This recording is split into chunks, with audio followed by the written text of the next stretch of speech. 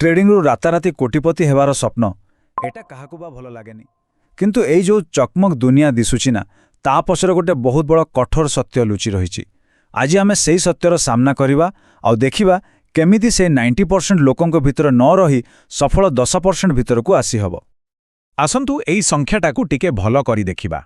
90% माने जदि 10 जण ट्रेडिंग करूचंती सेथुरु 9 जण निज कष्टर पैसा हरई बसुचंती। बुझिले तो एटा खाली गोटे नंबर नुहे, एटा गोटे बड़ चेतावनी।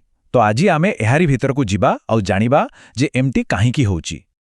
ताहले प्रश्न तो एठी उठुची, एमिति कौन होउची जे एते लोक फेल हेई जाउछंती? को भूल सेमानंको बारंबार पछकु टाणुची? चलंतु आमे समस्ते मिसी एई काहींकीर उत्तर खोजिबा आ सेई कारणगुडी को गोटी गोटी करी बुझिबा। देखंतु प्रथमे आमको फेल हेबार रास्ताटाकू चिन्हिबाकू पड़िबो। सीधा कथा, जदि जणा थिबो जे रास्तारे केउठी खाली अछि ताहले सेठू बंचिकी जाय हेबो। तेणु चलंतु देखिबा सेई साधारण भूलगुडीकू कौन जहा समस्ते करंती। एई जो लिस्ट देखुछंती ना, एइटा होउची फेल हवारा गोटे पक्का रोड मैप। धरंतु 4 नंबर पॉइंट, स्टॉप लॉस को अणदेखा करिबा। जानंती स्टॉप लॉस कौन? एइटा गोटे सेफ्टी नेट भड़ी। जदि ट्रेड भूल बाटरे गला ताहले एइटा गोटे निर्दिष्ट जगारे लॉस को अटके दिए। जे एइटा को खातिर करेनी तार तो पूरा अकाउंट गोटिए भूल रे खाली हो जाई पारे। आ सेमिति हेला रिवेंज ट्रेडिंग, माने लॉस हेला परे रागरे आहुरी गोटे ट्रेड नहीं जिबा। एटा ट्रेडिंग नुहे, एटा तो सीधा सीधा निज गोड़रे निज कुराड़ी मारिबा। एई कथाटाकू मन भितरे पूरापूरी बसई दियंतु। जदि कोनोसी प्लान नाही ताले सेटा ट्रेडिंग नुहे, सेटा होछि जुआ। गोटे पटे अछि हिसाब किताब आउ स्ट्राटेजी, आउ अन्य पटे अछि केवल भाग्य। आउ एही पार्थक्य ही सफलता आउ विफलता भितरे लक्ष्मण रेखा टाणी दिए। अच्छा, आमे देखिले जे फेल हबार गोटे कारण हेला गुरुंकु आखि बुझी कॉपी करिबा।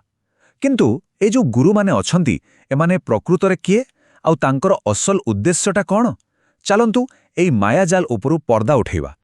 ए कथाटा उपरे टिके भाबंतु तो, जदि काहा पाखरे सतरे टंका छापिबार मेसिन थिबो से कोन ताकू बाहर बिक्री करिवो? केबे नोहे। ठीक सेमिति जिए प्रकृतिरे मार्केटरू पैसा कमाउची से निजर सिक्रेट फॉर्मूला काहींकी बांटिबो? बस एई गोटे प्रश्न भितरे ही अधिकांश टिप्स चैनलर असल चेहरा लुचि रहिछि। एटी दुईटा दुनिया अछि, गोटे जहा देखा जाए और गोटे जहा सत। देखा जाए कौन ना बड़ बड़ प्रॉफिटर स्क्रीनशॉट, दामी गाड़ी, विलासपूर्ण जीवन। किंतु सत कौन? सत हेउछि एडिट करा जाइथिबा स्क्रीनशॉट, डिलीट करि दिया जाइथिबा लॉस ट्रेड और तांकर असल रोजगार ट्रेडिंग रु नुहे बरं लोकंकु ब्रोकर पाखकु पठे मिलुथिबा कमिशन रु आसे। देखंतु तथ्य केबे मिछ कहेनी। एमिति 90% टिप्स दौथिबा लोक निजे सफल ट्रेडर नुहंती। सेमानकर मुख्य रोजगार बाट हेउछि रेफरल कमिशन। आउ जेतेबेले किए कहुछि दिनकु 10 गुण लाभ करंतु, सेतेबेले बुझिजिबा दरकार जे एइटा लोभ देखाइबा पई गोटे जाल, आउ किछि नुहे। हौ, समस्या विषय तो बहुत कथा हैला।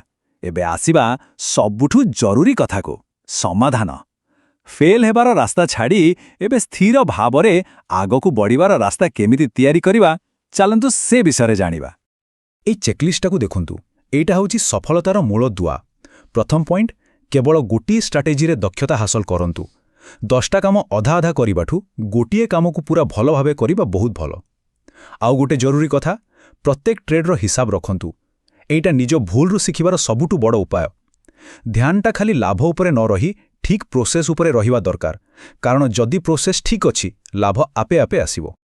पोजिशन साइजिंग एइटा गोटे बहुत जरूरी जिनस जाको अनेके ध्यान दियंतिनी। यार सरल अर्थ हैला प्रति ट्रेड्रे निज मोट पुंजीर गोटे छोटो अंश, धरंतु 1 किंबा 2% ही रिस्क नेबा। एमिति कले कौन हुए ना किछि ट्रेड लगातार लॉस हेले भी अकाउंट खाली हुएनी और मार्केट रे लंबा समय धरी तिष्टि रही हुए। बास एइटा हैला प्रोफेशनल ट्रेडिंग रो मूल मंत्र। सबु ट्रेड रे जितिबा असंभव आउ जरूरी भी नुहे। जरूरी कथा हैला एमिति गोटे सिस्टम तयारी करिबा जहा लंबा समय रे लाभ देबो, जदियो मझिरे मझिरे छोट छोट क्षति होउथाए। ठीक अछि, आमे स्ट्राटेजी बुझिले, प्रोसेस भी बुझिले, किंतु एसबु उपरे गोटे जिनिस अछि आउ सेइटा हैला सठिक माइंडसेट बा मानसिकता। एई शेष भागरे आमे जानिबा जे जणे सफल ट्रेडर प्रकृतिरे केमिति भाबे आउ को भूल धारणाटू निजको दूरेई रखे। एई टेबुलटा बहुत कामर। गोटे बड़ भूल धारणा हैला जे केतेटा ट्रेड जितिले सेइटा ही सबु किछि। କିନ୍ତୁ ସତ ହେଲା ରିସ୍କ ଟୁ ରିୱାର୍ଡ ଅନୁପାତ ବେଶୀ ଜରୁରୀ। ମାନେ ଯଦି ଗୋଟେ ଟଙ୍କା ରିସ୍କ ନେଇ 2 ଟଙ୍କା ଲାଭର ଲକ୍ଷ୍ୟ ରଖାଯାଏ ତାହେଲେ 10ଟାରୁ 6ଟା ଟ୍ରେଡ୍ ହାରିଲେ ବି ଶେଷରେ ଲାଭ ହେବ। ଆଉ ଗୋଟେ ବଡ଼ ସତ ହେଲା ପ୍ରୋ ଟ୍ରେଡରମାନେ ବି ହାରନ୍ତି। ଫରକ ଖାଲି ଏତିକି ଯେ ସେମାନେ ନିଜ ଲସ୍କୁ ଛୋଟ ରଖିବା ଜାଣନ୍ତି ଆଉ ଠିକ୍ ସମୟରେ ହାର ମାନି ନିଅନ୍ତି। ଏଇ ଗୋଟିଏ ଲାଇନ୍ରେ ହିଁ ପୂରା ଆଲୋଚନାର ସାରାଂଶ ରହିଛି। ସଫଳ ଟ୍ରେଡିଂ ଆଉ କିଛି ନୁହେଁ, ଏଇଟା ହେଲା ଦୁଇଟି ଜିନିଷର ମିଶ୍ରଣ। ରେସ୍କୁ କେମିତି ମ୍ୟାନେଜ୍ କରିବେ ଆଉ ନିଜ ମନକୁ କେମିତି ମ୍ୟାନେଜ୍ କରିବେ। ଯଦି ଏଇ ଦୁଇଟା ଜିନିଷ ଉପରେ କଣ୍ଟ୍ରୋଲ ଆସିଗଲା ତାହେଲେ ସଫଳତା ନିଶ୍ଚିତ। ତେଣୁ ଶେଷରେ ଏବେ ପ୍ରଶ୍ନ ବଦଳାଇବାର ସମୟ।